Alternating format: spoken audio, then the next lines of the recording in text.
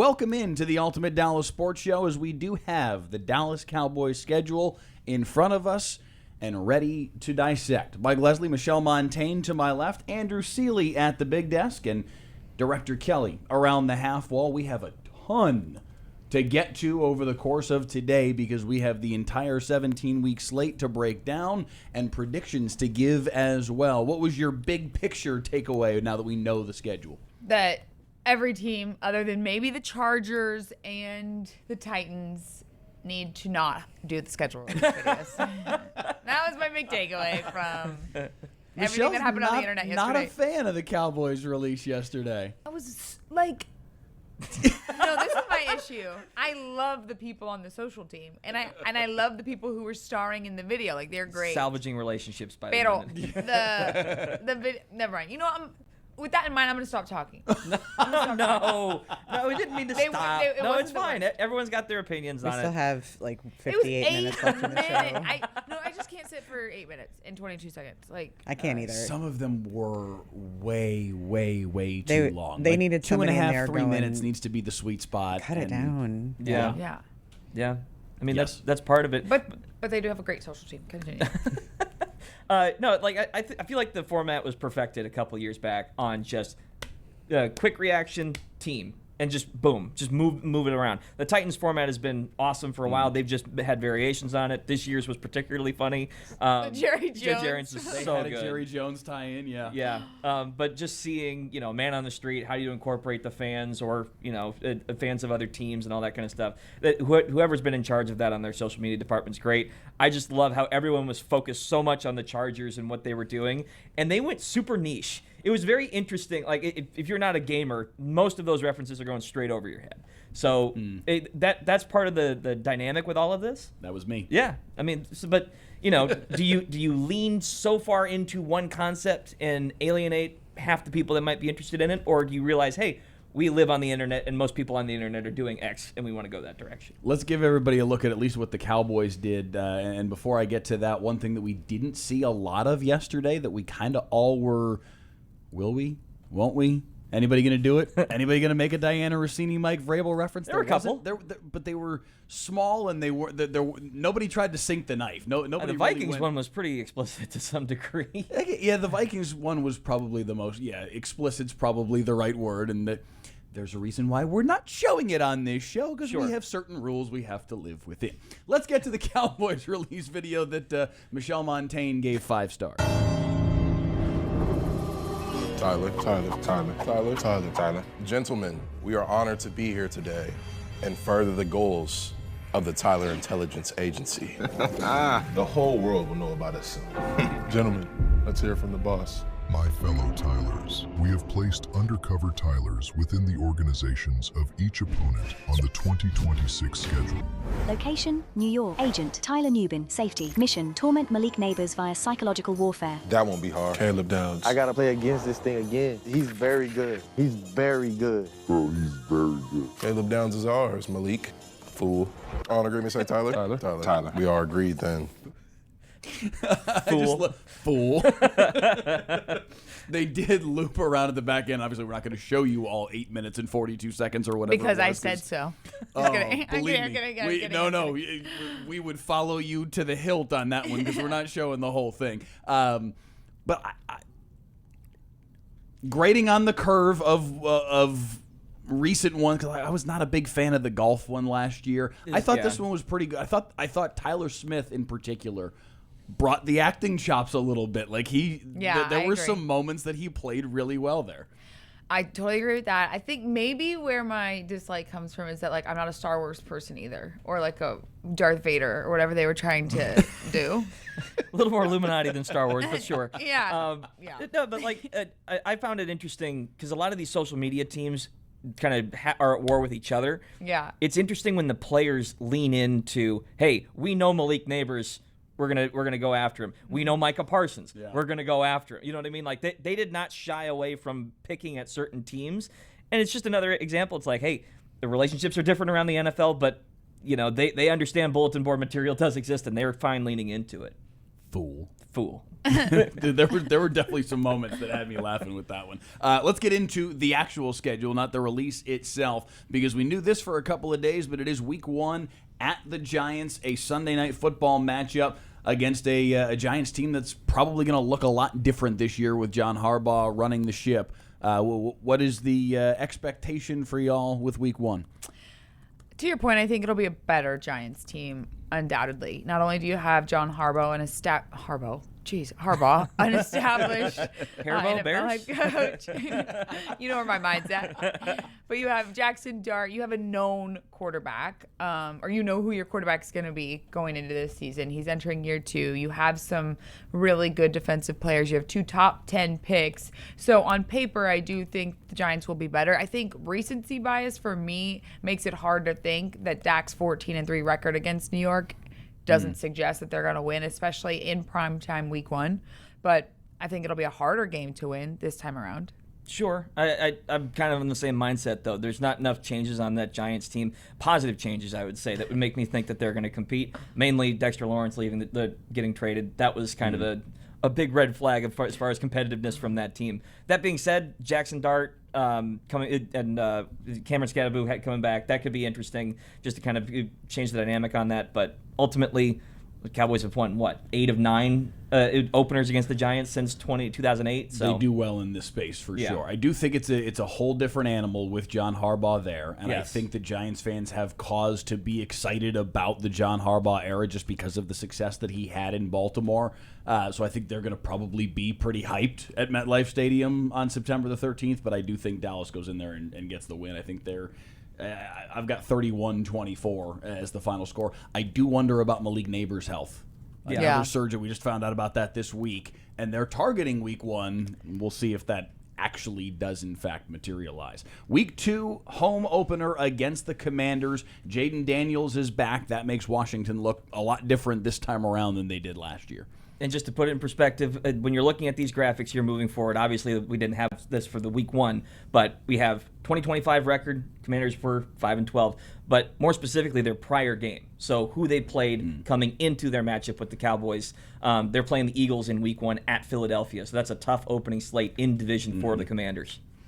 Yeah, I would say for the Commanders it'll be a good test for the Cowboys early, especially the fact that they are on the road so much to open the season. I think they have to win the home opener, especially given the context of they're heading to Brazil the following week. Yes. If they want any sort of positive momentum to start the season and not be facing an uphill climb for the rest of it, this is, I'm not going to say a must win in week 2, but it's an in-division opponent against a team that, again, if you look at the NFC East, I think the Eagles are the best team. I think the Cowboys have a step up on both the Commanders and the Giants. So if that's the case, you need to win your in-division games. You need to win this one, especially in your home opener. I agree. Especially looking at that early slate.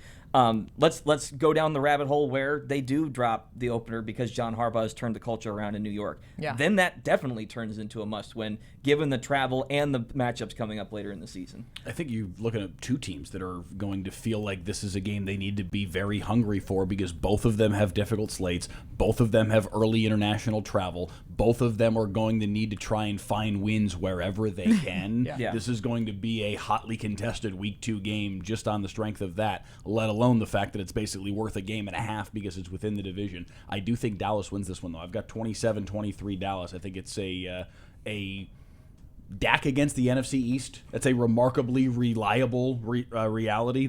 He's very good in that space, and I think they get another win there. It'll be interesting because last year Jaden Daniels did get injured in week 2. That started the ball rolling against Micah Parsons and the Packers. So to some degree, it'll be because that was part of the reason why Dallas was so successful against them last year was because Jaden wasn't in those games. If he's back this year fully healthy, how does that change things? I agree, though. I think a solid start to the season. I do think they win in week 2. Week 3 in Rio against the Baltimore Ravens. We've known about this one for quite some time now. You mentioned earlier the Ravens were not quite Raven-like a year ago. It's part of why John Harbaugh is in New York now, and they start things fresh with the Ravens. Do we know for sure if Joe's going to Rio? Have we figured out? we have not figured out who's going. At least I haven't been told. I haven't asked him directly. I might ask Sean. Just kidding. I got my passport ready. It's been a minute This since. is exactly what you just did. Is exactly what I did when the Cowboys had a preseason game in Hawaii. And I swear to you, the day that it was announced, I was anchoring the 6, and I looked straight down the barrel of the camera. I told Aaron, our producer, to like zoom in on me as I was like, Sean, Dale Hansen, I'll go. I promise you. And sure enough, I got to do the trip. It worked out really well. Now's the time Where to did lobby. they play in Hawaii? Oh, Preseason game. Sean?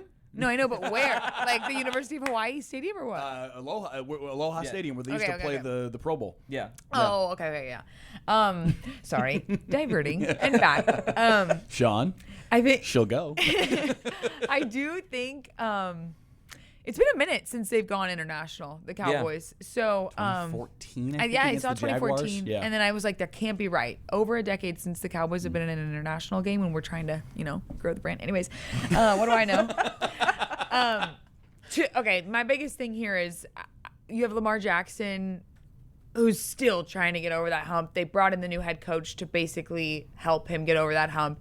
I think the Ravens are going to be good this year. We thought they were going to be good last year, and then they were just in a lot of those funky games where the ball didn't seem to bounce their way, and that's why you see that 8-9 record.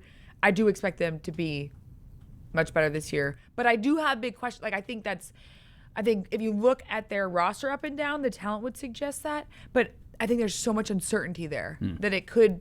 You mentioned like there were all these teams, you don't know which way they're going to swing. Are they going to be really good this year, or are they going to be really bad? I would think they're going to be really good, but who knows? I was going to say their run game is fantastic. As much as Jerry's pumped up, hey, we need to fix that run defense and Christian Parker and what he's brought in to do to some degree, they will be tested. Derrick Henry is a monster. Lamar Jackson. Granted, Lamar last year was not quite the scrambling quarterback he's been traditionally. We don't know how much of that was injury related. He might be fresher earlier on in the year. Regardless, that's a tall task early in week 3. It kind of reminds me of the last time these two teams did face each other. And that thing was tightly contested down the stretch. Baltimore pulled away early. Dallas tried to claw him back. It is a 5:25 local time start, so it will feel like an evening game for them. I'm kind of leaning Ravens in this matchup. This feels like one that they're going to win. I don't know that I trust, though, this new coaching staff. That's a really big ask. 3 weeks into your first season. Go to Brazil. And you've got to figure out the logistics of going to Brazil. And I know that Shotty's not exactly long in the tooth either as a head coach, but I just am inclined to trust the Cowboys a little bit more in that space. Somewhat shockingly, as I've gone through this process, I've got them starting 3-0. I've got 24-20 Dallas in that one. Michelle, which side of the fence were you on that? I haven't done a prediction yet. Well, that's why I'm asking. He's keeping track as we go along. He's going to basically do the I think the reveal Cowboys at the win back in end. Brazil. Okay, cool. Okay. Oh, but I didn't give you week 1 or week 2. I would think it was kind of implied that you were leaning toward win, right? Yeah, both Okay, of them. cool. No, I think I do. Okay. I didn't write win or lose. That's but. all right. We got him. All right. Week 4 at Houston. This is a Texans team that had a really, really good defense a season ago. As you can see there, the 12-5 record had a very strong season. Will they be able to back it up in 2026? I think defensively, yeah, they're going to be great. I think the only team technically better on defense would be Seattle, but I think this is a gotcha game for Dallas. I think they come home, and even though Houston isn't far, I just think given they're open to the season, this will be a close one, but I think Houston wins in it. I'm interested in that. This is about as close to a home game as you can get for Dallas without it actually being a home game, just in terms of location. Like this after basically bouncing from East Coast back home to Brazil, back to Texas. I think they're going to get a surge being around their fans again. And just thinking about that, the Texans' offense is such a question mark. Yeah. And if anyone can look good defensively against a team around the NFL, I would imagine the Cowboys' defense might actually have a decent day that day, depending on how they've looked at it early in the season. But, grading on a curve both ways. The offense might dip, but the defense might look much better. So Kind of a toss-up to me. I'm leaning toward Dallas in that matchup. You're in my head right now because this is exactly what I'm thinking. I think that the Texans are going to be, again, a very good football team. I think their defense, to your point, Michelle, is going to be very solid again. But I think this is the week where we see the Cowboys defense maybe start to show some of their mettle under Christian Parker. I had, where did it go? I had 24-17 Dallas. I'm not sure that I trust the C.J. Stroud offense yet. And listen, they may prove that wrong this season, but at least as I look at it right now in May, I'm not inclined to fully believe. I've got Dallas, again, I'm shocked. 4-0 for the Cowboys. I have them starting the year Leslie. 4-0. Week 5, at home against the Tampa Bay Buccaneers, another team that was pretty solid a year ago for at least the first half of the year, and then fell off toward the back end of the season. But a team that has talent, a team that has a player in Baker Mayfield that early on in the season was a bona fide MVP candidate for the first half of the 2025 season. This is a team that is an interesting test. I hate to say, sorry, we don't hate, but I don't like to say this. Get that hate out of your heart, Michelle. But Baker Mayfield tends to play pretty well in the DFW Metroplex. So I see, I mean, it's kind of a home game for the Austin kid, home relatively game. But I think Baker will play really well, prime time, Thursday night football. I think the Buccaneers have kind of ridden the roller coaster that is Baker Mayfield. They were really good last season when he was playing really well. When he isn't, I mean, I guess that goes to show you how much he can kind of carry a team at times. But I have Tampa Bay winning this one. I just think Baker's going to do some like theatrical, crazy magic late in the fourth quarter, and it's going to be a Tampa Bay win. The burnt orange blood is just coursing through her veins right now. I'm like picturing him planting the flag at the Cotton Bowl, raw, and it's just seething hatred for Baker Mayfield. Guys, what's wrong with me? I'm praying for no hate, and like I don't hate the analysis though, because the turnaround. A lot of times when these great defensive teams, or you go up against great defensive team, the following week it's difficult to kind of get your grip again. Facing the Texans and then 4 days later playing the Bucs, who can have a wide range of offense, that feels like a really odd change of pace. I'm leaning Tampa in that matchup. Yeah, and weeks 3 through 5, what is it? 3 games in 12 days. One of them in Brazil. Yeah, that's it's rough. a rough sequence, and this is where I kind of feel like, especially if the 4-0 that I have predicted so far turns out to be true, this is a franchise that, for all time, it feels like starts to read their press clippings, starts to feel themselves a little bit, and then they lose a game that they probably shouldn't. This feels like a scenario where that's what crops up. I had Bucks 28, Cowboys 23 for the first loss that I have selected for the 2026 season. Week 6 at the Packers. No Micah Parsons probably in this game. Too early on in the season for him to likely be healthy, so you won't have that storyline. But the Cowboys going into Lambeau Field doesn't work out very regularly for this Dallas team. It's not common that they go in there and get a victory. This is going to be a challenge in the third week of October. I know you're a Packers guy, so.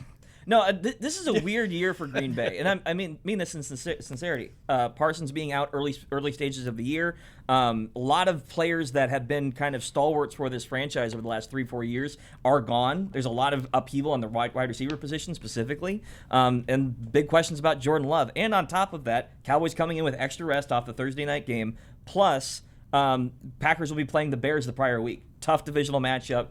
Tough follow-up with the Cowboys coming in. And granted, you're saying they don't necessarily have a great history at Lambeau. They haven't played a lot at Lambeau. Most of their matchups have been here in Dallas since the last decade. And the last time they won in Lambeau was 2016 when Zeke and Dak went off and kind of had their coming-out party. More so the David Irving game than anything else. Had like 3 recovered fumbles, I think, in that game. Yeah, but aside from that, I like Dallas in this matchup, and that's just not me being a fatalist Packers fan. I think to some degree... I'm shocked. I'm me serious. shocked. I'm serious. For whatever reason, Lambeau has not been the haven that it has been for that franchise for a while.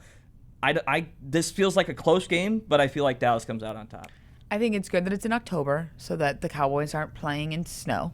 Yeah. I think it'll be fun / I don't know what the word is, but it'll be something. For Point of reference, as a Wisconsin kid, it can snow in October. Sorry. Yeah, ooh, I don't know why I went weather. Considering related. most time when the weather hits, though, like that you have a better chance at a nice sunny, or at least a better start to the night. Only in the upper Midwest do you plan your Halloween costumes to be able to fit a snowsuit under them if needed. Okay, see, yeah, my San Antonio little heart hadn't considered all that. But Kenny Clark will be going back for the first time. Rashawn Gary will be going back for the first time. Exactly. I think it'll be an emotional game because I feel like between these two teams, given what happened almost a year and a half ago or whenever that happened, not even a year. Yeah. Where are we?